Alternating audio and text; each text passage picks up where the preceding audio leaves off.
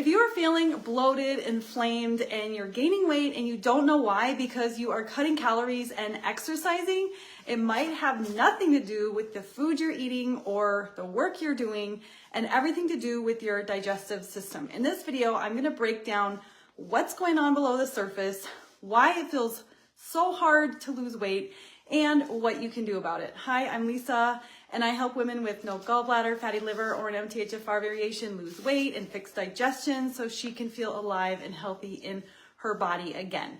So let's get into it. Now, this is super common, except people aren't talking about it. You're not learning about this on social media or YouTube. It's just not a very common topic because it's not very sexy, honestly. And it has to do with your gastric juices, stomach acid, and bile flow. We underestimate how important these are, and as we get older, as we age, as we go through perimenopause and menopause, these start to get weaker, and that affects how your body is absorbing your nutrients, and that's affecting your metabolism. So let's start talking about what metabolism is. So most women think that it's calories, it's workouts, it's hormones, but your metabolism actually starts in your stomach and your liver. Digestion runs on chemistry, and chemistry is what fuels your metabolism. So it's all the biochemical reactions happening in your body that's determining your metabolism and whether you can lose weight or not, or whether you are having inflammation and bloating and fat storage. And I'm going to explain what is going on. So when you have strong stomach acid, we need to have strong stomach acid to kick off the first part of digestion. And when your stomach acid is strong and when your bile is flowing well, you are going to digest your food properly, you're going to absorb your nutrients, regulate inflammation, clear hormones, and be able to access your fat for fuel. That is when digestion is working properly. But most of us have digestive systems that are not working properly for a variety of reasons. Number one, weak stomach acid. This is so much more common than you think, and it's why so many people are on PPIs, proton pump inhibitors. It's because when you start getting weak stomach acid, you start getting reflux. And PPIs basically shut off all your stomach acid. But what you actually want is really strong, concentrated stomach acid. Because when stomach acid is weak, you're going to also have weak bile flow, because weak stomach acid also is correlated to weak bile flow. So you usually have both of those things going on, and then everything downstream from there slows and will have problems because it's all connected. It's sort of like a giant domino, and the stomach acid is the first domino that sets off a good digestive process. So if you have weak stomach acid and you have poor bile quality, then you're not going to be absorbing nutrients efficiently. You might have toxins seeping into your food stream. Hormones could be getting backed up. Insulin is not as effective because you have more inflammation. And if you can't use your glucose and insulin's not working very well, then you could be stuck in fat storage mode. So now let's go back to stomach acid, because it's one of the most overlooked drivers of inflammation. And if you eat and then you experience a lot of gas or bloating or burping or your food just sitting there, that is a sign that you might have low or weak stomach acid. When you have low stomach acid, it doesn't break down your protein as efficiently. So food can sit longer in your digestive tract. It can ferment, cause gas and bloating. Gas builds up and pressure rises. And a lot of women start feeling bloating after meals. They feel full too long. They feel gassy, and they feel tired after eating. Your food isn't actually giving you the energy that you think you should have for it. And if your stomach acid is low, this is also going to affect some of your nutrient absorption, because iron, B12, and zinc need to be activated by strong stomach acid in order for your body to absorb it. And Here's another layer to this is these nutrients, iron and B12, are required to run your thyroid and mitochondria. So if you're not absorbing these nutrients, then you're going to have a weaker thyroid and your mitochondria aren't going to be as effective at making energy. And what happens is when your thyroid slows down, that also slows down your digestion. So you get this cyclical problem where digestion is slowing down, you're not having a strong stomach acid, and then because you're not getting strong stomach acid, you're not absorbing as many nutrients, and then it starts to cycle all over again. And that's going to slow down your metabolism and your thyroid. So it just goes round and around. And low stomach acid also will let bacteria get into your digestive tract. Because when you eat food, there's bacteria on it, there's, things that we don't want, pathogens. When that food goes into your stomach, it's supposed to kill all the bacteria, all the things that we don't want. And if your stomach acid isn't strong enough, that bacteria can actually survive and stay in your digestive tract. And this is the same for parasites as well. Like, we're all about parasite cleansing right now, but nobody is thinking or talking about how stomach acid is impacting why parasites are even there in the first place. So stomach acid is supposed to be sort of like the guardian of your digestive tract. And if it's not strong enough, then you're going to have all these invaders coming in and sort of staying there. And that can lead to SIBO and food sensitivities and chronic inflammation. So if you feel really reactive to food or tired after meals or bloated, no matter what you eat, it's not because you're not trying hard enough or you're not doing enough. It's a problem with your digestive chemistry, which you're probably not even aware of, which isn't your fault because it's just not even talked about that much. Now let's move on to bile, the second digestive fluid that interacts with stomach acid. So bile is alkaline, stomach acid is acid, and bile is alkaline. So you have something acidic, and that's supposed to mix with something that's basic or alkaline, and it's supposed to neutralize each other. So the stomach releases acidified food into the small intestine, and then bile will be, if you don't have a gallbladder, it drips slowly into your small intestine all day long.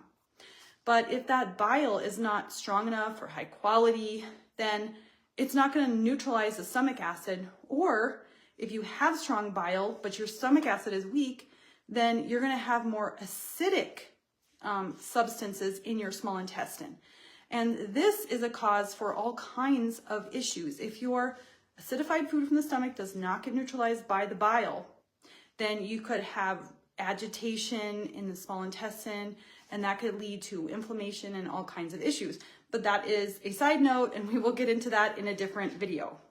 But let's get back to bile. Bile does 5 really important things. It helps digest your fats, breaks up your fats that you eat, helps you absorb the fat-soluble nutrients, which is super, super important to keep inflammation down in your body. These are vitamins A, D, E, and K, and omega-3 fatty acids. It also controls the bacterial growth in your gut. So if you have gut problems and you know that you have an imbalance in your gut bacteria, it could be because your bile is not regulating it very well. It's not killing the bad guys. Bile also helps clear excess estrogen and toxins, and it helps regulate your insulin and thyroid signaling, because if you're not clearing out toxins, then you're going to have more inflammation, and that inflammation is going to interfere with insulin sensitivity and thyroid function. But when your bile is weak or sluggish, all of that can get backed up. So your hormones start to recirculate, you can get estrogen dominance, inflammation rises, insulin stays high because it's not as effective because of all the inflammation. And if insulin is high, then fat burning shuts down, because as long as insulin is high, you can't really access your fat stores. And so this is why so many women are feeling like you're eating clean, you're barely eating, you're doing everything right, you're eating less and exercising more, but you feel inflamed and nothing you do is actually working. It's because it can't work. Calorie deficits and exercising more can't work when you're dealing with a digestive chemistry issue where you have a lot of inflammation. So it's not calories in this instance. It's a problem with bile and stomach acid. So let's tie all of this together. If you don't have a gallbladder, you no longer release bile in strong pulses after meals. It's dripping into the small intestine, and it also does not concentrate in the gallbladder like it used to. And don't worry if this happened to you. We just need to make some shifts. So I'm just setting the stage so you understand what's happening. I don't want you to feel bad that you lost your gallbladder or that you don't have a gallbladder. I'm just here to kind of show you what's going on. Or if you have fatty liver, which is really common if you don't have a gallbladder, your bile might be thick and sluggish, and it might not be actually very effective or powerful. Or if you have an MTHFR variation that's affecting detox and bile production, you're also going to have these problems. So now what we have is a combination of weak stomach acid, we have weak bile flow, and we have slow detox going on. And that combination can lead to poor fat digestion. You're not breaking down fats and absorbing the fat soluble nutrients. You're getting hormones that are building up. You're having higher inflammation. Your thyroid is slowing down, and insulin is staying in your system longer. And that combination traps your body into fat storage mode, even when you're in a calorie deficit and exercising. And exercising could actually be causing more inflammation if you are not supporting your body with the right kind of exercise. So this is why you could be experiencing bloating after meals and burping and feeling like your tummy got hard as a rock, or you have water retention and puffiness overnight, or you have swelling and inflammation, or you have food sensitivities and there's just like less and less foods that you can eat, or your weight that won't budge no matter what you try. This is not a failure. It's not something that you created. It's just altered physiology, okay? So this happens whether you have a gallbladder or not, whether you have a fatty liver or not. These things can happen. Weak stomach acid, poor quality bile. These are things that happen to everyone, but they are more magnified if you have no gallbladder, fatty liver, or an MTHFR variation. So, and this is why dieting harder backfires. So you might be trying to reduce calories even more, or skipping meals, or just eating like a bird. This is where you're going to get even more stuck, because when your digestion is weak and you try to diet harder, or you restrict more, or you try to fast, or you try to work out like a maniac, your body doesn't feel safe. Okay. So, and it's stressing out your nervous system. Your cortisol rises, your thyroid slows down, your insulin stays high, and fat burning shuts down even more. So instead of fat loss, you're getting more bloating, more fatigue, slower metabolism, and stronger cravings because you're not getting the energy from your food like you should. So you don't need to eat less food. You need stronger digestion and bile flow so your body feels safe enough to burn. So let's just recap what we talked about. So in plain English, weak stomach acid slows down digestion, and then weak bile traps hormones and toxins. Inflammation rises, insulin stays higher, and fat burning stays locked up. So I want you to know you're not stuck because you're not doing enough. It's because your body is just operating a little bit differently and it needs a little bit of support.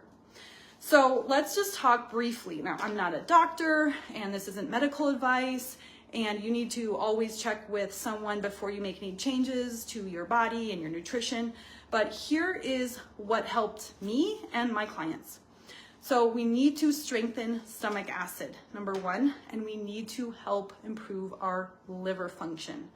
And how you improve your stomach acid is, number one, you need to relax and calm down before you eat, and don't eat in a rush. You need to really get in a state where you're relaxed. You want to chew your food really thoroughly. And some of the nutrient deficiencies that you might not have enough of if you have weak stomach acid is salt and zinc. These are really, really important for making strong stomach acid. And then in addition to that, you could try something called betaine hydrochloride. with meals. And this is something you need to be careful with, because if you have like an H. pylori infection or some other infection in your stomach and you take betaine hydrochloride, it could actually make it worse.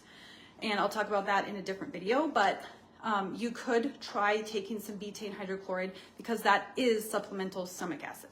And then at the same time, you also want to be working on your liver. So removing processed foods and things that are really inflammatory and switching to an anti-inflammatory diet. Lots of protein, lots of colorful nutrients. You might want to try dandelion tea and milk thistle, and some supplements like B vitamins. Make sure there's no folic acid. So either you could get methylated B vitamins, or you could get a food-based B vitamin like beef organs.